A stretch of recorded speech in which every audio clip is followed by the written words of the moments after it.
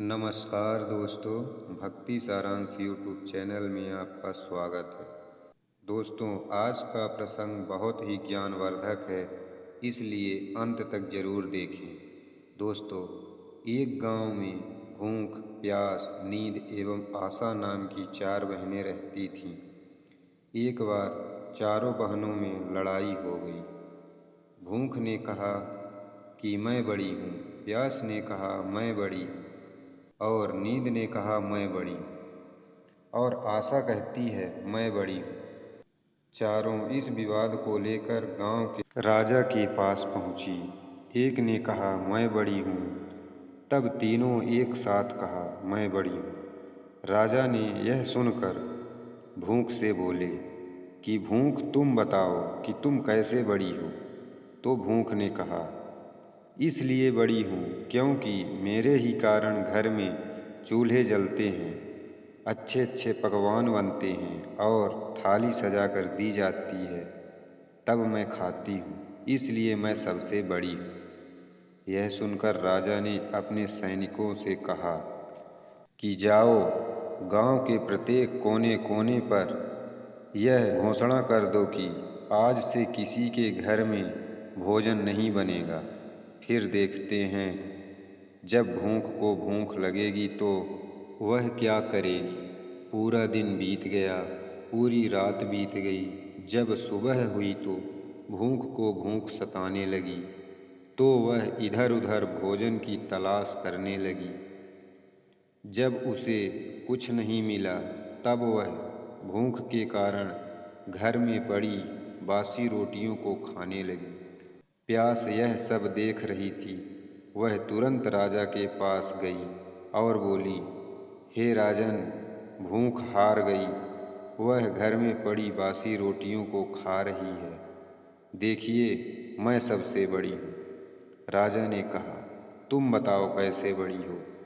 प्यास ने कहा, मैं बड़ी हूँ क्योंकि मेरे ही कारण लोग कुएं खुदवाते हैं, तालाब बनवाते हैं, बर्तन में पानी का संचय करते हैं और जब किसी पात्र में भरकर मुझे पानी देते हैं तभी मैं पीती हूँ, इसलिए मैं बड़ी हूँ। यह सुनकर राजा ने अपने सैनिकों को आदेश देते हुए कहा कि जाओ पूरे राज्य में घोषणा कर दो कि कोई भी कुएं न खुदवाए, कोई भी बर्तन में पानी न भरे, सभी तालाबों और कुओं में कड़ा पहरा लगा दो। देखते हैं जब प्यास को प्यास लगेगी तो वह क्या करेगी। पूरा दिन बीत गया, रात भी बीत गई। जब दूसरे दिन प्यास को प्यास सताने लगी, तब वह इधर उधर भटकने लगी। उसे जब कहीं भी पानी पीने को नहीं मिला तो वह मजबूर होकर नाली का पानी पीने लगी। नींद यह सब देख रही थी। उसने तुरंत राजा के पास जाकर कहा कि राजन, प्यास हार गई, वह नाली का पानी पी रही है, इसलिए मैं सबसे बड़ी हूँ। राजा ने कहा, तुम कैसे बड़ी हो। तो नींद ने कहा, मैं इसलिए बड़ी हूँ क्योंकि मेरे ही कारण लोग पलंग बनवाते हैं, बिस्तर लगाते हैं। जब मुझे बिस्तर लगा के देते हैं तब मैं सोती हूँ, नहीं तो मैं नहीं सोती हूँ। राजा ने अपने सैनिकों को आदेश देते हुए कहा कि पूरे गांव में घोषणा कर दो कि कोई भी पलंग न बिछवाए, उसमें बिस्तर न डलवाए। नींद को जब नींद आएगी तो देखते हैं कि वह क्या करेगी। पूरा दिन बीत गया, आधी रात बीती, तो नींद को नींद आने लगी, तो इधर उधर बिस्तर खोजने लगी। जब बिस्तर नहीं मिला तो वह मजबूर होकर रास्ते पर ही सो गई। आशा यह सब देख रही थी। उसने तुरंत ही जाकर राजा से कहा, हे राजन, नींद हार मान गई, रास्ते पर ही सो गई, इसलिए बड़ी तो मैं ही हूँ। राजा ने कहा, तुम कैसे बड़ी हो। आशा ने कहा, मैं इसलिए बड़ी हूँ क्योंकि लोग मेरे कारण ही काम करते हैं, नौकरी मजदूरी करते हैं, परेशानियाँ उठाते हैं, लेकिन आशा के दीप को बुझने नहीं देते। राजा ने यह सुनकर अपने सैनिकों को आदेश दिया कि पूरे गांव में घोषणा कर दो कि कोई भी नौकरी ना करे, कोई मेहनत मजदूरी ना करे, कोई भी काम ना करे, कोई भी आशा का दीप न जलाए। आशा को जब आस जगेगी तब देखते हैं कहाँ जाएगी।